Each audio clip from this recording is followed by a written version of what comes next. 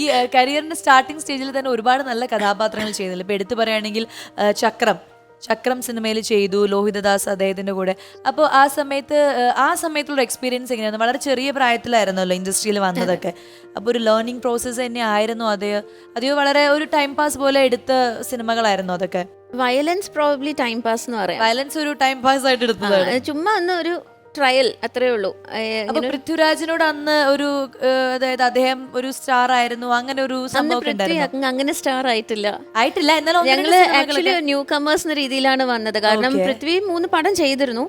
So violence ചെയ്യുന്ന സമയത്ത് സുകുമാരന്റെ മോനാണ് വെറ്ററൻ ആക്ടർ, അങ്ങനെ ഒരു ഇൻട്രൊഡക്ഷൻ ആയിരുന്നു എനിക്ക് വന്നിട്ടുണ്ടായിരുന്നില്ല. പൃഥ്വിക്ക് അറ്റ്ലീസ്റ്റ് ഫിലിം ബാക്ക്ഗ്രൗണ്ട് ഉണ്ട്, എന്താണ് എന്നുള്ളൊരു ഐഡിയ ഉണ്ട്. പിന്നെ അത് പഠിക്കാൻ അല്ലെങ്കിൽ അതിൽ ഇൻട്രസ്റ്റ് ഉള്ള ഒരാളായിരുന്നു അന്നേ. പക്ഷെ ഞാൻ അങ്ങനെയൊന്നുമല്ല, ഞാൻ ഇങ്ങനെ ചുമ്മാ ഹാപ്പി ആയിട്ട് ഇങ്ങനെ വന്ന് അഭിനയിച്ചു പോവാന്നുള്ള രീതിയിൽ വന്ന ആളാണ്. അപ്പം പക്ഷെ അതിൽ ഞാൻ കുറേ പഠിച്ചു എന്നുള്ളത് സത്യമാണ്.